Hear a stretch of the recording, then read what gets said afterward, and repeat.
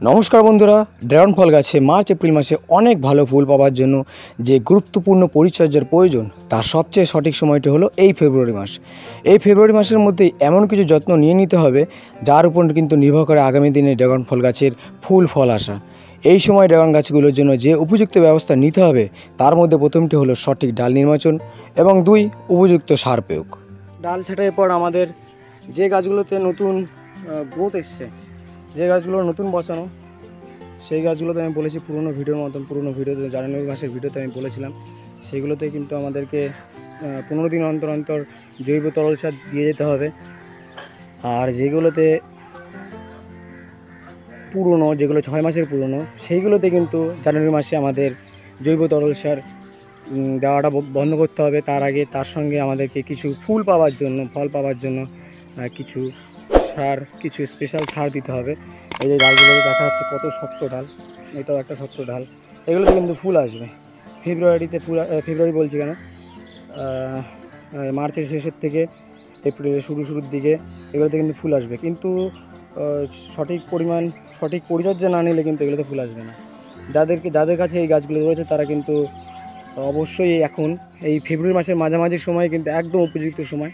এই সময় কিন্তু কিছু জৈব তরল সারটা বন্ধ করে কিছু মিক্স সার রয়েছে সেগুলো দিতে হবে। বন্ধুরা, মিক্স সার তৈরি করবার জন্য আমাদেরকে একটা ট্রে নিয়ে নিয়েছি আমি একটা, আর এটার মধ্যে রয়েছে 1 মগ পরিমাণ আমি জৈব গোবর সার বা ভার্মি কম্পোস্ট যাই হোক না কেন সেটা নেওয়া যায়। আমি 1 মগ পরিমাণ জৈব সার নিয়ে নিচ্ছি। খুব ভালো একটি সার, এটা মোটামুটি 1 বছর পুরনো হলে সবথেকে ভালো হয়। এইবার এর মধ্যে আমাকে দিতে হবে, এটা কিন্তু ভার্মিও হতে পারে, গোবর সারও হতে পারে, এর মধ্যে আমাকে দিতে হবে এটা নিমখোল। এটা খুব ভালো, নিমখোলটা খুব ভালো একটা জিনিস। নিমখোল আমি এই ছাঁটা তৈরি করছি আমার 10 ইঞ্চি টবের জন্য। 2টো টবে আমি এটা ব্যবহার করতে পারবো, 2টো পটে ব্যবহার করতে পারবো, 2টো বালতিতে ব্যবহার করবার জন্য। যাদের 10 ইঞ্চি বালতি রয়েছে তারা 2টো বালতিতে এটা ব্যবহার করতে পারবে। এটার মধ্যে আমি 1 মগ পরিমাণ, প্রথমে কী নিচ্ছি ভালো করে খেয়াল করুন। 1 মগ পরিমাণ যে কোনো জৈব সার, সেটা হচ্ছে জৈব কম্পোস্ট হতে পারে, জৈব ভার্মি সার হতে পারে, ভার্মি কম্পোস্ট হতে পারে, কিচেন কম্পোস্ট হতে পারে, তাছাড়া গোবর সার আমাকে নিতে হবে 1 মগ পরিমাণ। এরপর আমাদেরকে নিতে হবে নিমখোল নিতে হবে 2 মুঠো। এই যে 2 মুঠো পরিমাণ নিমখোল নিয়ে নিলাম। নিমখোল নেওয়ার পর আমাদেরকে দিতে হবে সর্ষে খোল। এই সময় কিন্তু আমাদেরকে যতটা পারা যায় নাইট্রোজেনের পরিমাণটা কমাতে হবে। আমি তাই 2 মুঠো নিমখোল দিলাম, কিন্তু সর্ষে খোল আমি দেবো 1 মুঠো। সর্ষে খোলটা দেবো আমি 1 মুঠো। সর্ষে খোলটা দিলাম আমি 1 মুঠো। সর্ষে খোলটা 1 মুঠো হয়ে গেল। এবার দেবো হাড় গুঁড়ো দিচ্ছি আমি 2 মুঠো। 2 মুঠো হাড় গুঁড়ো, 2টো টবে বলেছি, 2 মুঠো হাড় গুঁড়ো। এইবার তাহলে কি দিলাম, 1 মগ পরিমাণ জৈব কম্পোস্ট সার বা গোবর সার যা আছে আমাদের হাতের সামনে যা পাবে তাই ব্যবহার করতে পারবে। 2 মুঠো দিলাম আমি নিমখোল, 2 মুঠো হাড় গুঁড়ো, 1 মুঠো আমি দিলাম সর্ষে খোল। এবার এটা হয়ে গেল। এবার আমাদেরকে দিতে হবে অনুখাদ্য দিতে হবে। আমার একটা চামচ রয়েছে, চামচটা দিবি। এই চামচটার 2 চামচ দেবো আমি অনুখাদ্য। মানে কি, এটার মধ্যে হিউমিক অ্যাসিড রয়েছে, আরও বিভিন্ন রকম জৈব যেগুলো হচ্ছে গাছের ম্যাক্রো উপাদান, যেগুলো গৌণ উপাদান সেগুলো রয়েছে। অনুখাদ্য ব্যবহার করা যায়, এর পরিবর্তে হিউমিক অ্যাসিডও ব্যবহার করা যায়, সিউইডও ব্যবহার করা যায়। আমি অনুখাদ্য দিয়ে দিলাম 2 চামচ। লাল পটাশ, যাদের কাছে লাল পটাশ নেই তারা সাদা পটাশ ব্যবহার করতে পারো।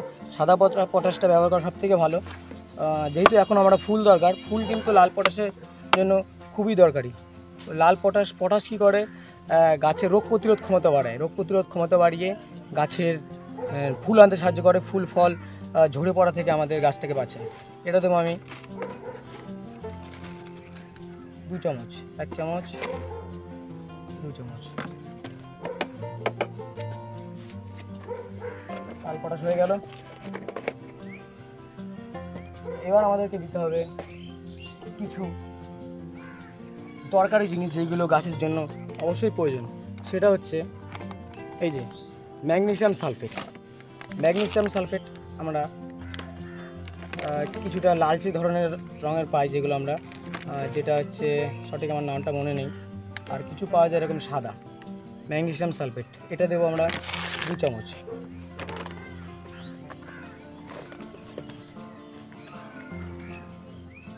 এটা দিয়ে দিলাম 2 চামচ। এবার এটা হচ্ছে ভলকানের জিঙ্ক সালফেট, জিঙ্কও দিতে হবে আমাদের 2 চামচ।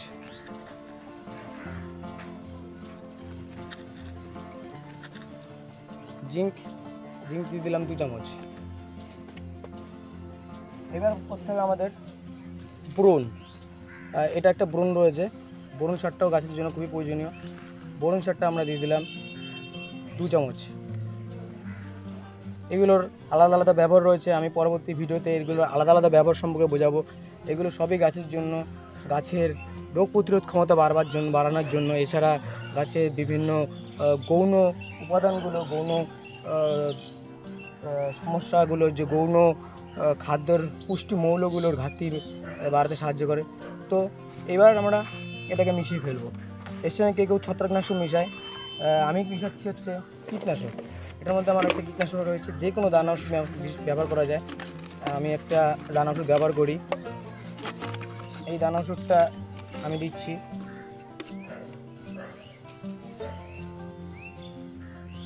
দানা ওষুধ দেখলেই চেনা যায়, দানা ওষুধ দিচ্ছি 2 চামচ।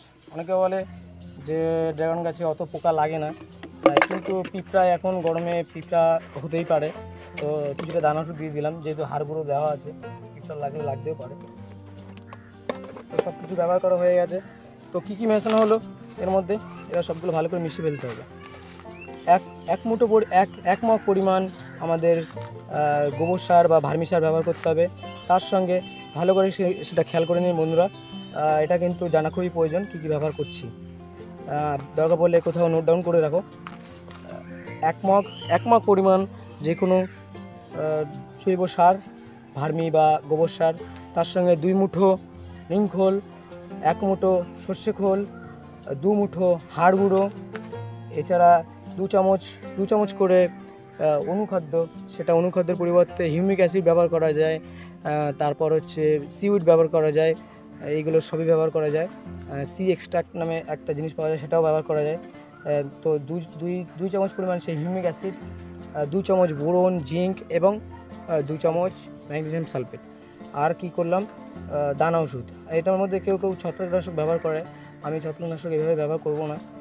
মাটির অনেক রকম সেই ছত্রাকনাশক মাটিতে ব্যবহার করলে বিভিন্ন রকম সমস্যার সৃষ্টি হয়, আমি দেখেছি।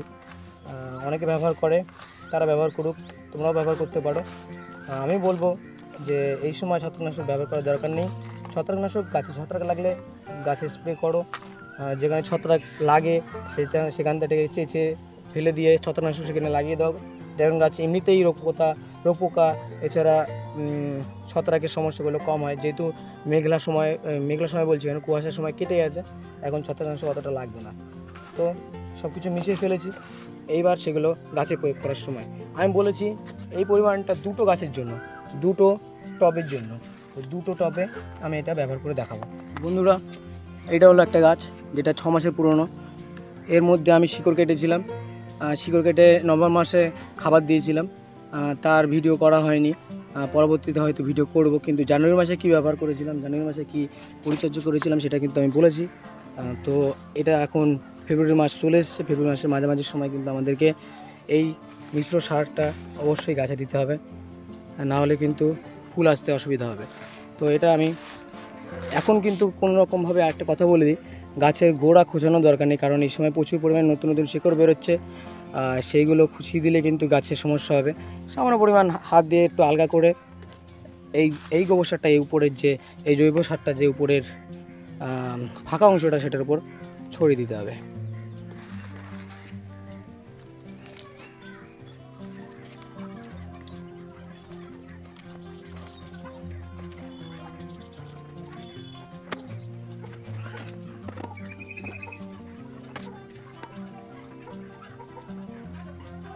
তো বন্ধুরা, গাছের গোড়ায় কিন্তু এগুলো দেওয়া হয়ে গেছে।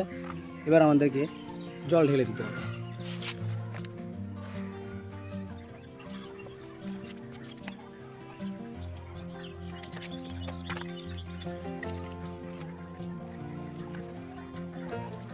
আর যেগুলো একেবারেই নতুন গাছ সেইগুলোতে আমি আবারও সেই আমার জৈব কিচেন কম্পোস্ট তরল সার সেগুলো ব্যবহার করছি।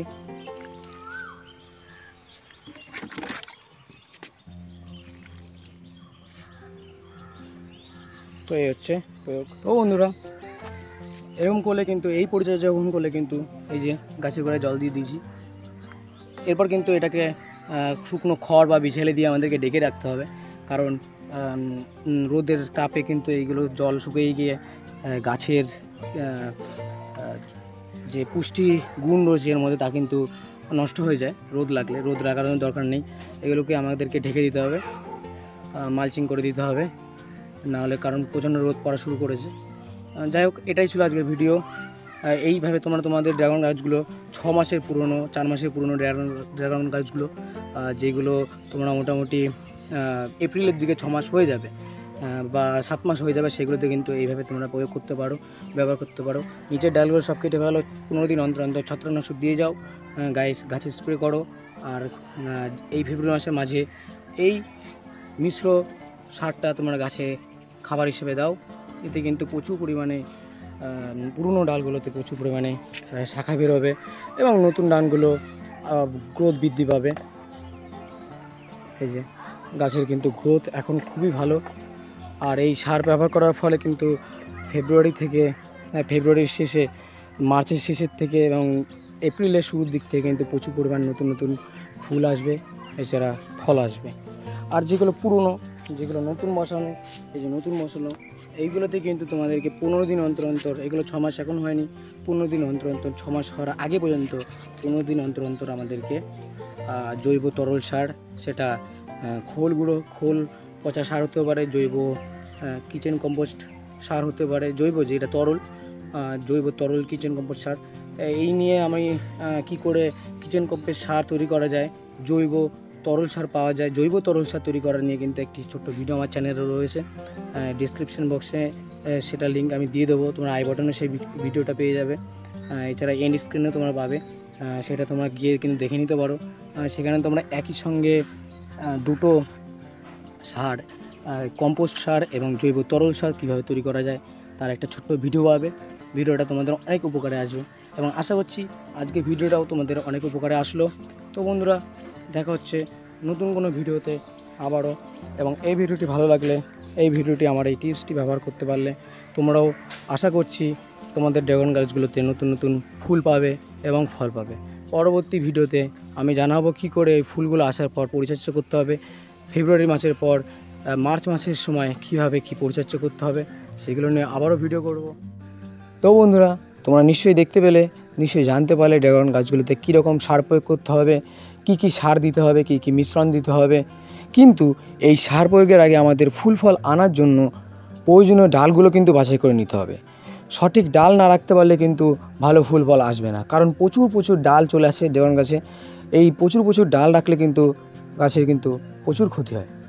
কোন কোন ডালগুলো গাছে রাখতে হবে এবং কোন কোন ডালগুলো কেটে ফেলে দিতে হবে, সেই ডাল বাছাই সংক্রান্ত কিন্তু অনেক গুরুত্বপূর্ণ আলোচনা নিয়ে একটি ভিডিও আমার চ্যানেলে দেওয়া আছে।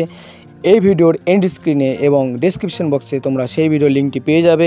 সেখানে ফেব্রুয়ারি মাসে ড্রাগন ফল গাছের যত্ন সংক্রান্ত প্রথম পর্ব নিয়ে আলোচনা করা আছে। এইটি ভিডিওটি দ্বিতীয় পর্ব, তোমরা সেই ভিডিওটি দেখে নিতে পারো, তাতে কিন্তু ডাল বাছাই সংক্রান্ত সমস্যাগুলোর সমাধান হবে। এবং এই ভিডিওটি যদি তোমাদের ভালো লেগে থাকে তাহলে আমার চ্যানেলটি সাবস্ক্রাইব করো, অবশ্যই কিন্তু সাবস্ক্রাইব করো। সাবস্ক্রাইব করলে পরবর্তী ভিডিওগুলো তৈরি করতে অনেক বেশি অনুপ্রেরণা পাওয়া যায়। সঙ্গে আবার দেখা হবে নতুন কোনো ভিডিওতে। আজকে এখানে শেষ করছি। সকলে অনেক ভালো থাকো এবং সবার বাগান অনেক অনেক সুন্দর হোক।